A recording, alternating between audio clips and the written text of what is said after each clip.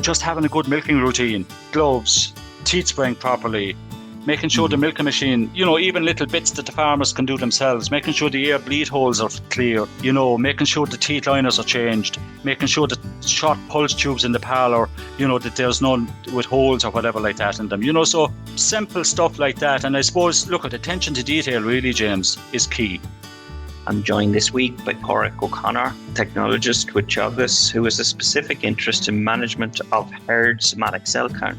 Padraig shall outline how farmers should manage their herd somatic cell count throughout the autumn, how to make best use of the milk recording information, and what to do when identifying problem cows. So thanks for joining us, Padraig. Thanks, James.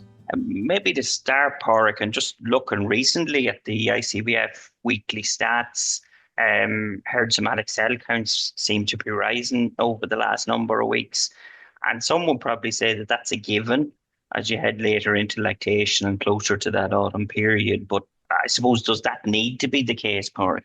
Not really, James. And I suppose maybe, are we accepting that it's the norm? I would disagree with that, really. And maybe, is it the fact that maybe some dairy farmers maybe are taking their way off the ball?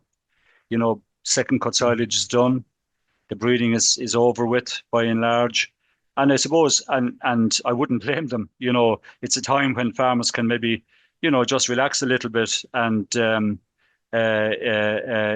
it a little bit easier, but I suppose in relation to SCC or cell count, it's something that we have to keep an eye on throughout the year. And I suppose if we do that, we certainly, and try to keep on top of it, we won't have this big spike maybe towards the end of lactation, James. Probably the argument that's coming from farmers, Padraig, is look, at milk price is good. I'm under the 300,000 threshold. Maybe that incurs a penalty if you cross it. Sure, it's not costing me any money type of thing. Yeah, and I suppose that is the attitude of some farmers, which is really incorrect.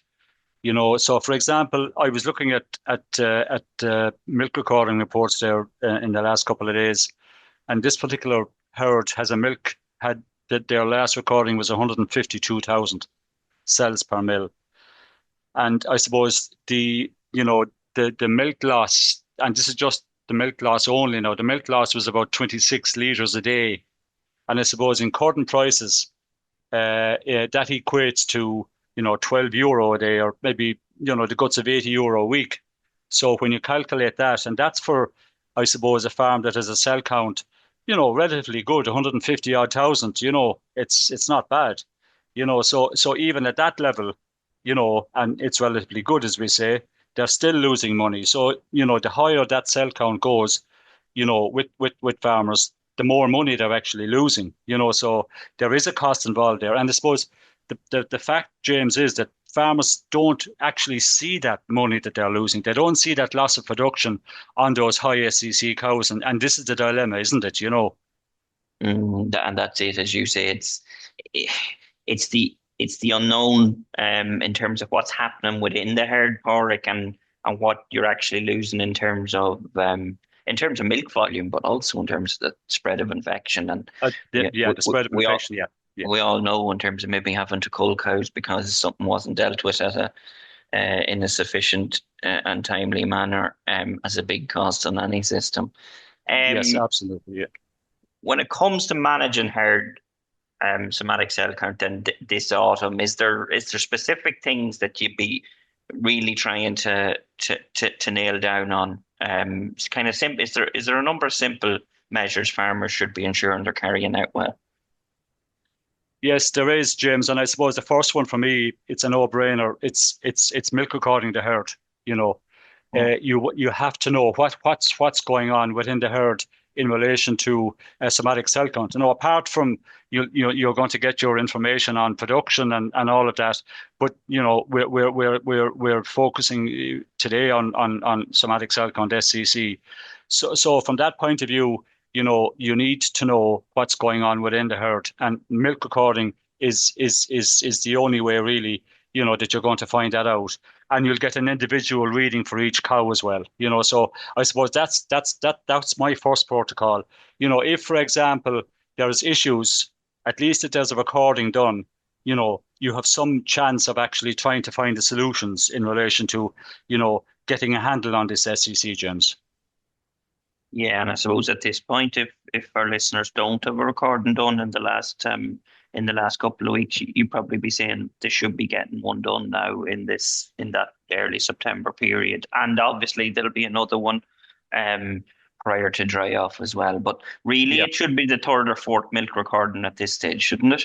Well, ideally, yeah. I suppose my line of thought there is a minimum of 4 recordings per year. And I suppose the optimum is 6 recordings per year, so absolutely. And I suppose the other thing that's maybe coming into being as well now, James, is, the genocells, which is another, it's another data point that farmers actually can have if now this is in combination with milk recording as well, so just getting back to the point, milk recording is a must.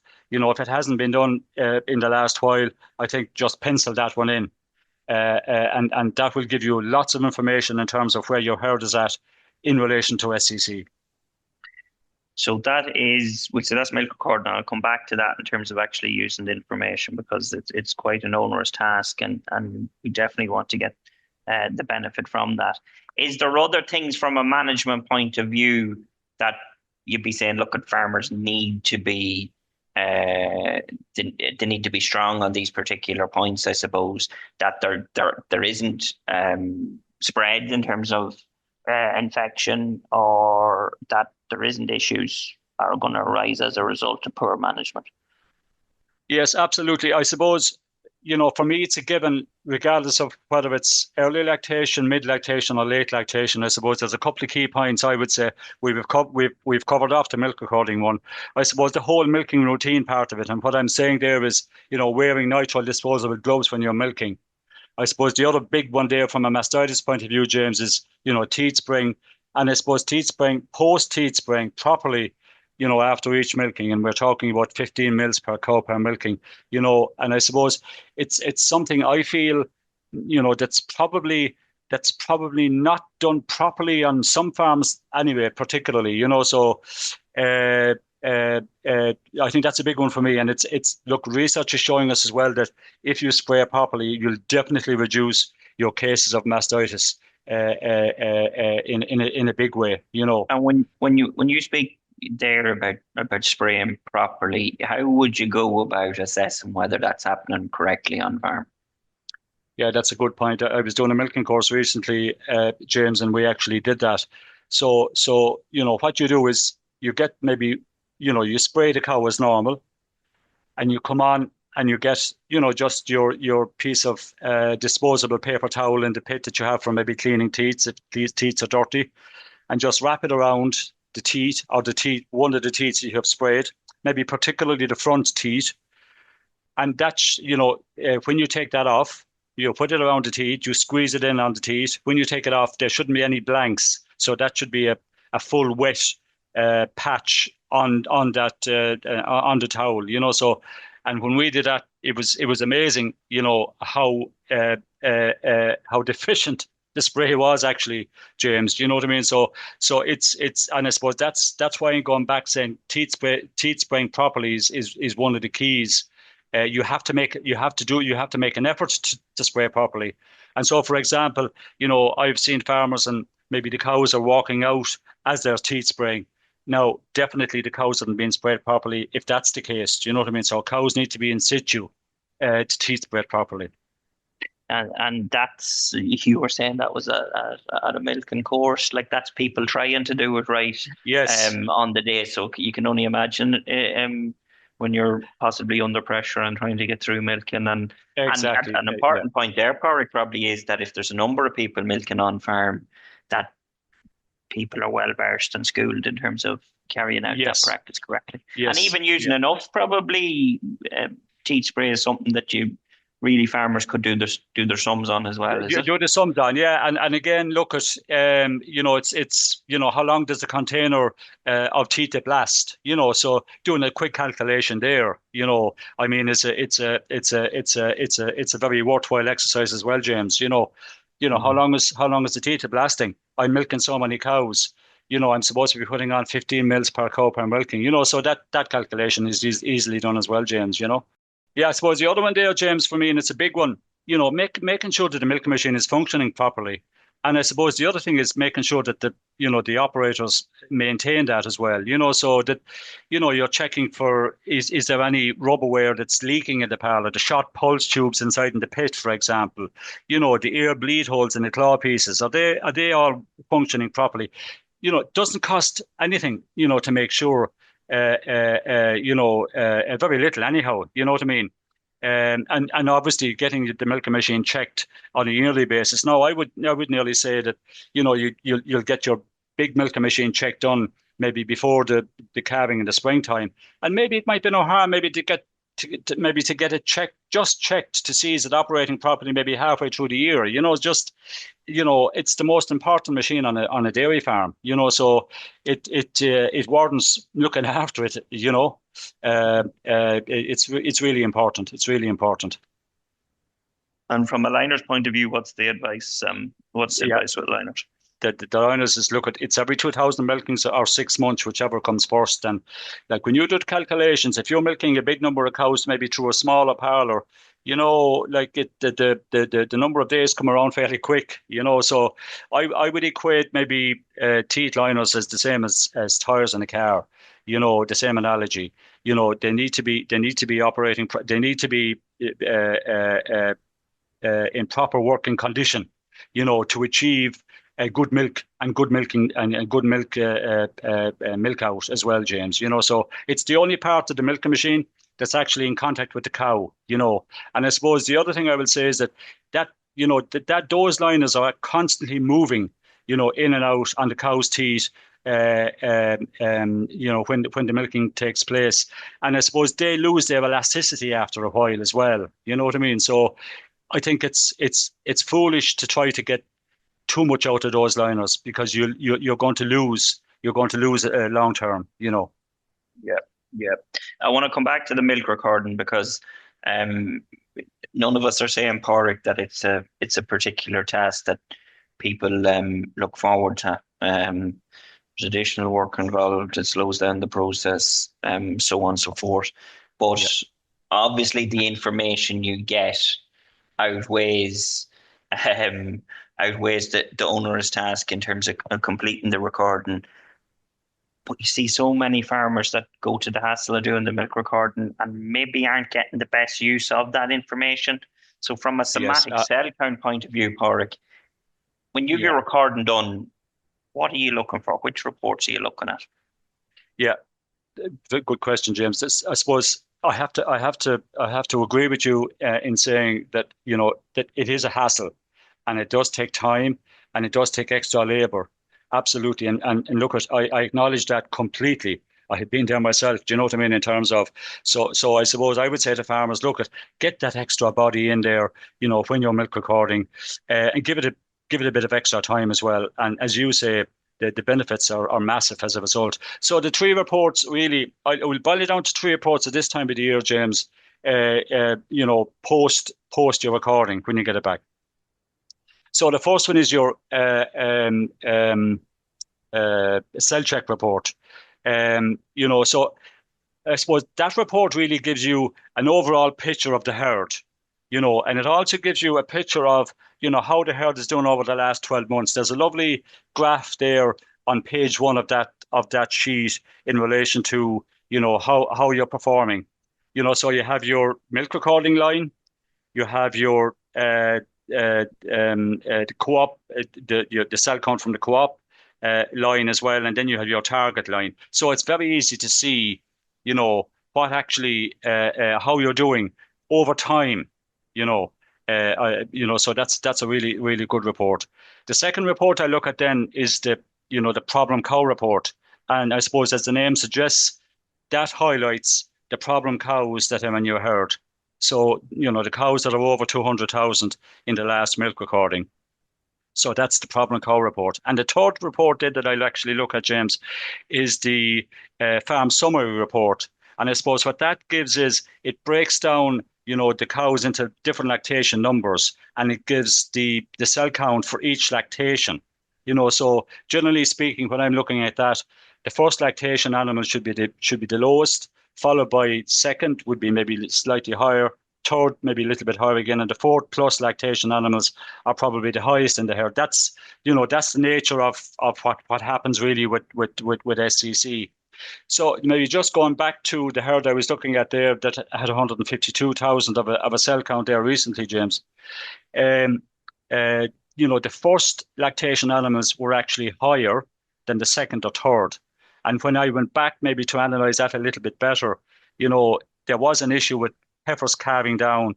And when they were recorded for the first time, they had a high SCC, so you can actually, it all makes sense when you delve into those reports there. So I suppose really they're the three reports that I look at this time of the year, particularly in relation to trying to get on top of or trying to manage SCC as best as possible, James. And as you said, there's a wealth of information. And usually when you work your way through them, you'll get to the stub of the problem, or definitely point you in the directions of it. Absolutely, yes.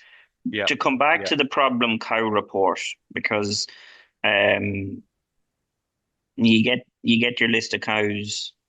How do you decide what you do with them? Do you treat them? Do you cull them? What are you looking for there when you're analysing individual cows on that report? Yeah. So with the problem cow report, James, when a cow goes over 200,000, she's on that list for that lactation. So it gives you a profile of that animal, of that particular animal over the last maybe 4 or 5 tests in that particular case. So what I will do is I look at that. It could be just a spike. It could be just maybe a once-off thing, or it could be, that sheet will also show you what her average cell count was for her last lactation. That was last year, So if I see an animal and she was, she had a number of high tests last year. Her average maybe cell count was high last year, and maybe she was treated with mastitis as well, and she's high again this year. And particularly maybe if she's an older cow, really, James, there's only one place for that one, because like if she was high last year, she was no doubt she was treated with dry cow antibiotics because of the fact she was high, because she had an infection up there, and she's high again this year. You have given her every chance, and that animal, as not alone, like you're losing production from that animal and you're losing money, but that animal is also creating havoc in relation to cross-infection within the herd as well. And that's the big one. So like when you draw those cows with high SCC, for example, there's no clots. It looks like normal milk. So the farmer doesn't know, the impact that some of those cows have. Yeah, exactly. And you'll always hear the argument, sure, it's only a few months from dry out, sure, I'll milk on it. And it's usually only a small percentage of cows, Padraig, will say that should be culled and need to be absolutely, culled. Yes. Yeah. It's kind of sure, there's 2 or 3 months left in the lactation. We'll milk on. What would you say to that narrative?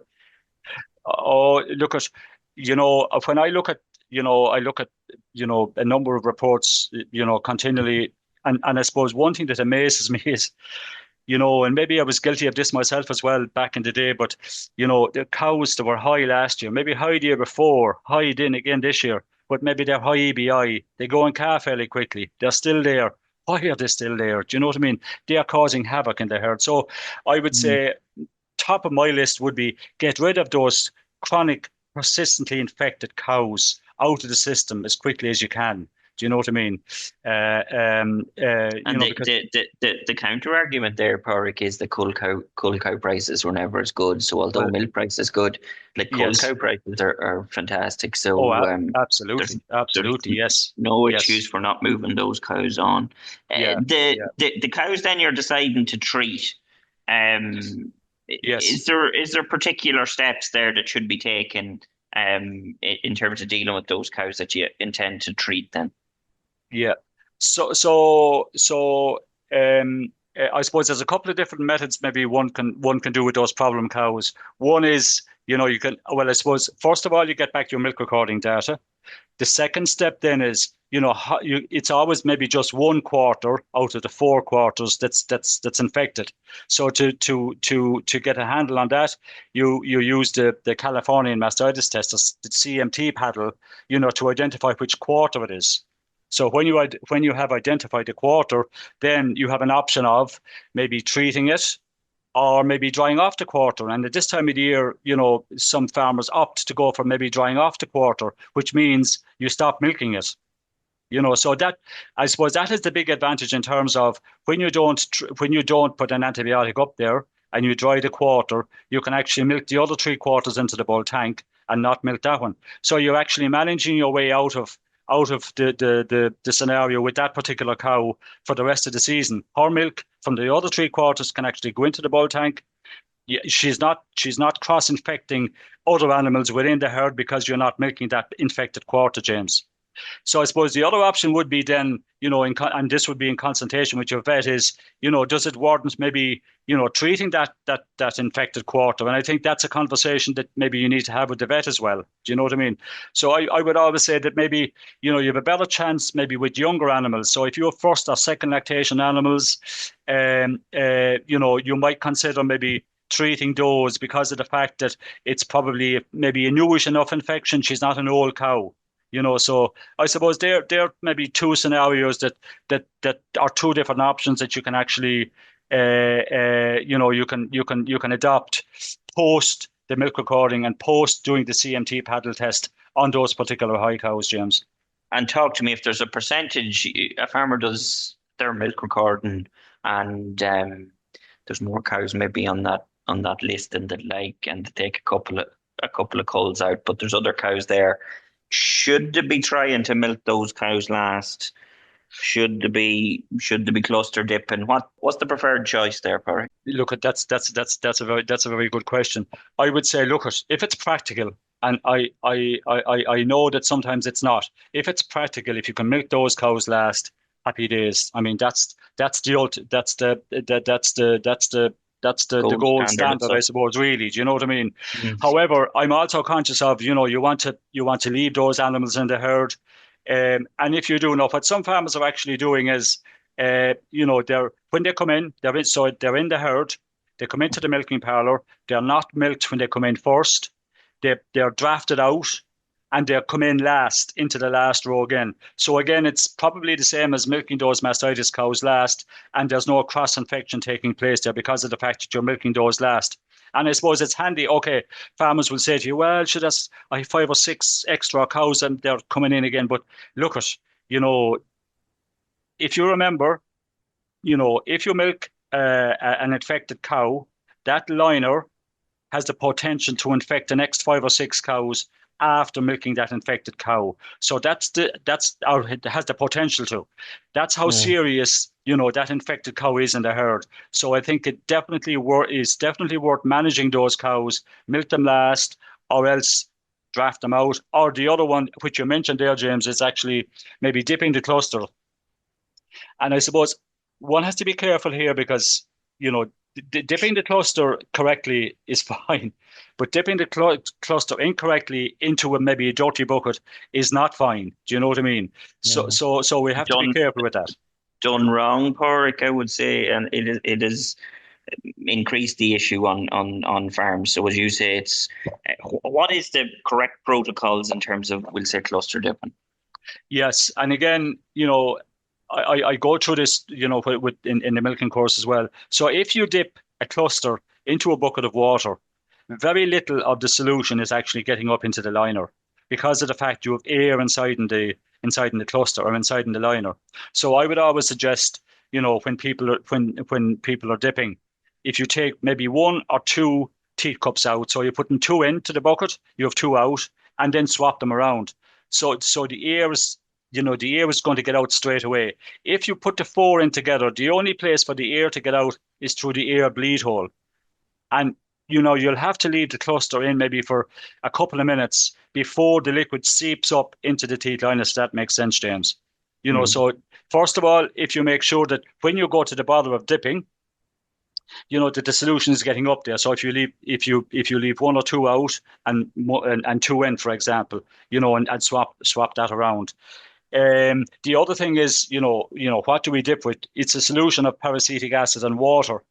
And there's different strengths of peracetic acid out there as well. So I suppose maybe just farmers beware of that. You could have a 5% peracetic acid, 10% and 15%. But generally speaking, you're talking about 3 mL of peracetic acid to 1 liter of water. But again, read the instructions on the container as well, James, just to make sure that you're doing that correct. The makeup of the solution is correct.